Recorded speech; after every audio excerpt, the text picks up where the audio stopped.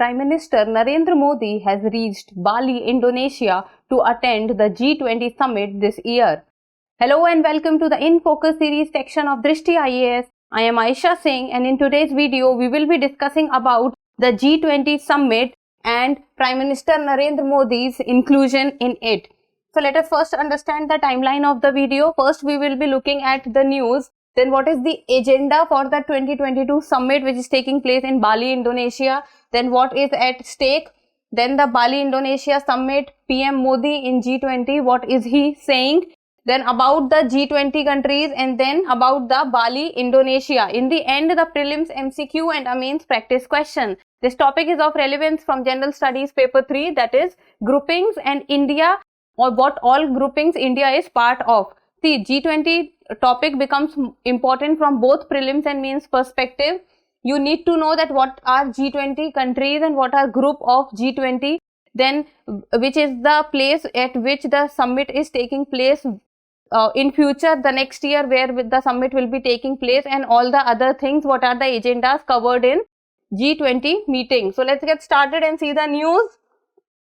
And the news says PM Modi in Bali for G20 summit, the Hindu legacy of Indonesia and how the religion still thrives there. So most importantly, we'll be focusing on the G20 summit which is presently going on.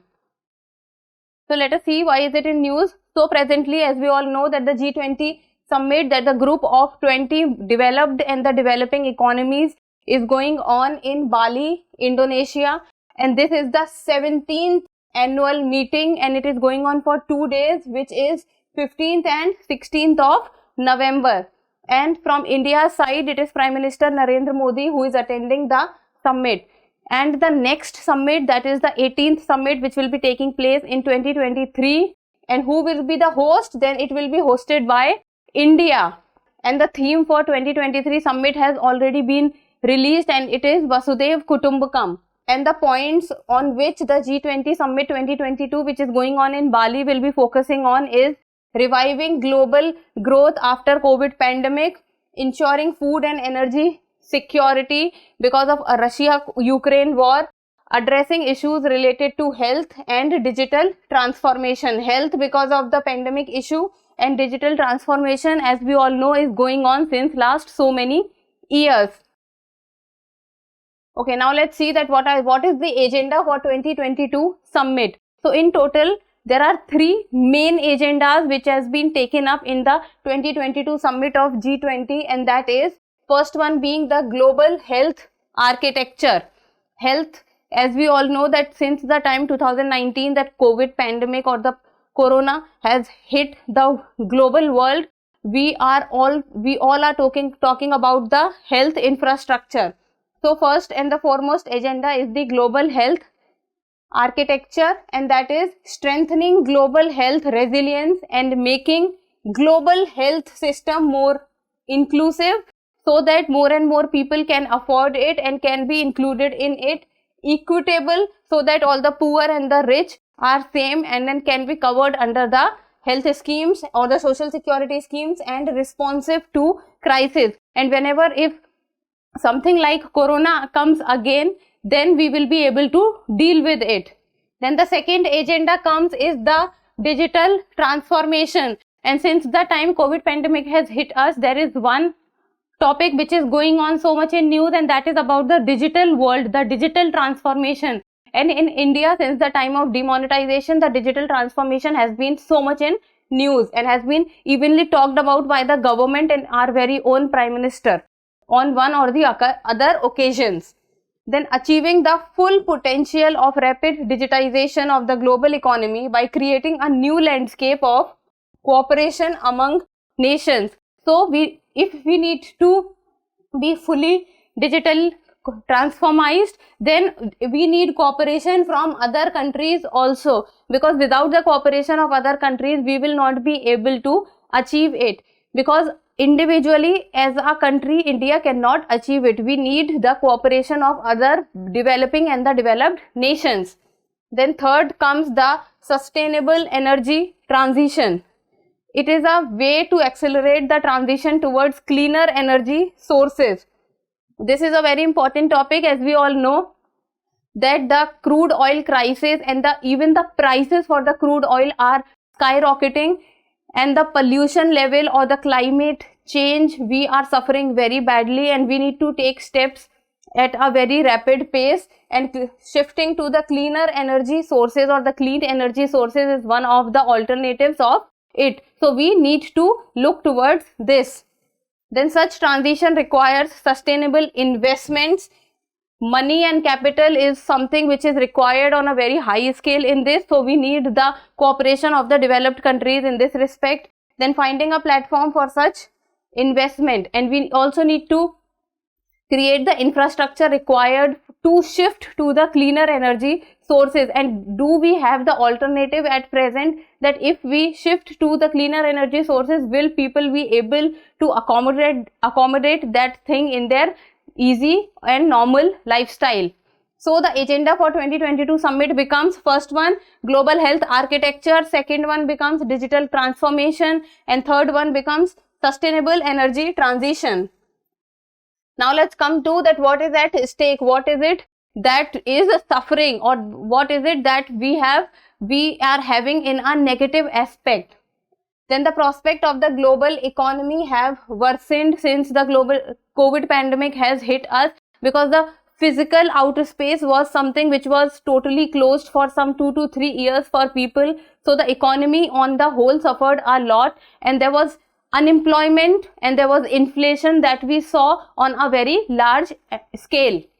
Then according to the report of the IMF on G20 countries, and this talks about till 2024, I'll also show you the graph in the next slide. So this report tells us that most of the G20 countries have suffered significant output losses, and output losses, the one of the major reason can be that because the physical outspace was closed for countries, so the things that the export was not done from one country to another country, and the manufacturing also took a major hit.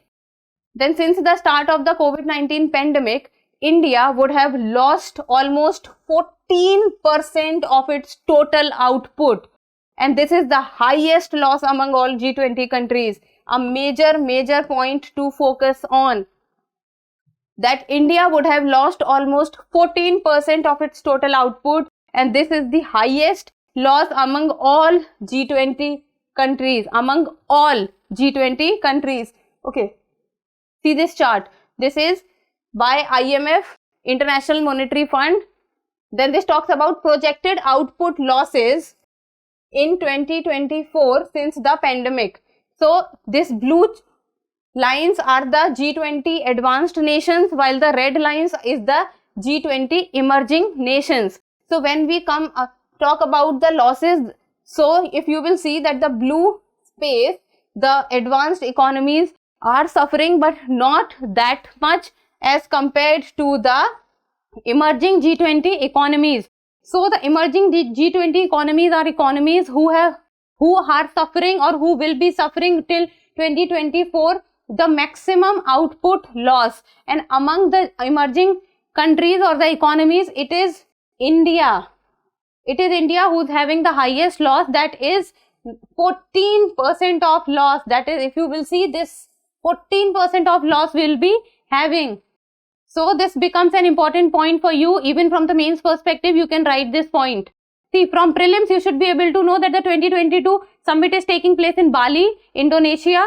Then second, the three agendas that I have talked about from mains perspective, this point of India being the highest, having the highest output losses as compared to the G20 economies. And I will be also be telling you what all is important. Now let us talk about the Bali summit. So all the people who will be attending the Bali summit, some of them are US President Joe Biden, the newly appointed UK Prime Minister Rishi Sunak, and the France President Emmanuel Macron, Germany Chancellor Olaf Scholz, and China's President Xi Jinping. And the important point to focus on is the Russia President Vladimir Putin is not attending the summit. Instead of Mr. Putin, his Foreign Affairs Minister is attending the summit. And India is also part of the G20 Troika, Important prelims point. So what is G20 Troika? See, G20 Troika, Troy means 3. So G20 Troika is a set of 3 economies which consist of the present presidency, previous presidency and the future presidency. So the G20 Troika comprises of present presidency is Bali, Indonesia. Future presidency is India. And the previous presidency was Rome, Italy. So, important point, you need to know what is G20 Troika. So, it is a set of 3 countries which consist of current, previous and incoming presidencies. So, current one is Indonesia, future one is India and previous one was Italy. Next, let's talk about PM Modi in G20, that till now what PM Modi has talked about in particular in G20 summit. Then PM Modi has called for a ceasefire and diplomacy in the Russia-Ukraine war, one of the most talked about topic in almost all the summits which are presently going on this year. Then he also talked about challenging presented by climate change, and we all know that recently COP27 has also been conducted. Then the COVID pandemic, what all we can get it from the COVID pandemic and learn and talk about the health infrastructure and how in future we can be able to deal with it if a situation like that arises again. Then the importance of India being a energy secured. This is very important, as we all know that when the Russia-Ukraine war started, the Europe or the NATO countries has suffered majorly because of Russia and Europe at being at loggerheads with each other, and they were not in good terms with each other. So the Europe, which is totally dependent on the Russia for its oil and energy consumption, so they suffered a lot. Then PM Modi also talked about the shortage of fertilizers and said that today's fertilizer shortage is tomorrow's food crisis, and fertilizer shortage is one of the major topics also which is going on in the economy. Then he also met the newly appointed Prime Minister of Britain, that is Rishi Sunak. So few of the tweets that the PMO India has sent is that the Prime Minister Narendra Modi and Rishi Sunak in conversation in Bali. Then second one being a brief discussion at the start of the G20 summit with Emmanuel Macron, that is France president. Then third one being the interaction with Joe Biden. So this is what the PMO India has tweeted. Now let us talk about the G20 or the group of 20 developed and the developing economies, the most developed and the developing economies. So why are they so special? So G20 economies is an intergovernmental forum.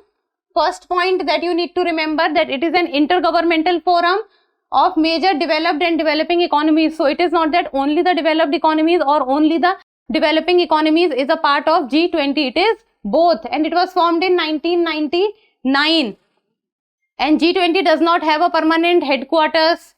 Then extremely important point from the mains perspective, that is G20 countries account for 60% of the world's population, 80% of world's GDP and 75% of the world's export. This can be a very important point for you to write from the mains perspective. Then the 20 partners of the G20 summit are Argentina, Australia, Brazil, Canada, China, France, Germany, India, Indonesia, Italy, Japan, South Korea, Mexico, Russia, Saudi Arabia. Russia is not attending the meeting this time. Then South Africa, Turkey, UK, US, and the nations under the European Union. So European Union is taken as single entity. So this was about the G20. You need to know that it is an intergovernmental forum formed in 1999, does not have a permanent headquarters. 60% of world's population, 80% of world's GDP and 75% of world's export. And even the names of countries you should be knowing, because UPSC has already asked a question on the members of G20 and it was recently asked. Then now let's talk about Bali, Indonesia. This is small island. Hindus comprises 2% of Indonesia's population. So Indonesia is majorly a Muslim dominated country and 2% of its population is Hindus. but close to 90% of the population practices Hinduism. This is what is a contrary thing. Majority of the population is Muslim, but around 90% of the people are following or practicing Hinduism. But the Hinduism practiced in Bali, Indonesia is different from the Hinduism which is practiced in India. And Hinduism is the majority religion in Bali. And the Indonesia's national emblem is Garuda, which is also a motif of Lord Vishnu. Then several Hindu temples are also present in Indonesia as a whole. See, when we are talking about Bali, it means not complete Indonesia. Bali is an island. So you need to focus on this, that whether we are talking about Bali or we are talking about complete Indonesia. So Hinduism is a majority religion in Bali. Okay, now let's just talk about few of the important temples of. First is Prambanam temple. See this picture? It is also present in the UNESCO World Heritage Sites. So Prambanam temple is present in the island of Java, which is one of the largest Hindu temples in Southeast Asia. It is dedicated to Trimurti of Hinduism, which is Brahma, Vishnu and Shiva, and it is also listed as a UNESCO World Heritage Site. So Indonesia has huge and large Hindu temple, and Prambanam being one of them and being one of the foremost among them, because it is listed in the UNESCO World Heritage Site. And the second one is Pura Lempuyang. Pura Lempuyang is also present in Bali, and it is called the Temple of Thousand Steps, because if a person needs to visit the temple, then he or she needs to climb 1700 steps to go to the temple. And many a times you will see this picture in movies or somewhere. This picture is very prominent. So this is the, Pura Lempuyang temple. So two of the very prominent temples of Indonesia. Now let us come to the prelims MCQ, and you people need to tell me the answer in the comment section, and it is a UPSC PYQ and it was asked in 2020. So in which of the following groups are all the 4 countries members of G20? This is not an easy question, I must tell you. You need to know about the members of G20 if one needs to answer this correctly. Then option A, Argentina, Mexico, South Africa and Turkey. Option B, Australia, Canada, Malaysia and New Zealand. C, Brazil, Iran, Saudi Arabia and Vietnam. D, Indonesia, Japan, Singapore and South Korea. So read this carefully and try to answer the question. Last being the mains practice question, and this is a 10-marker question. G20 grouping finds itself in a difficult situation amid growing disunity. Examine. So the command given here is examine. So try to do your answer writing practice by writing this question. That's all for today. Thank you so much for watching. Till we meet next time, keep reading and keep writing.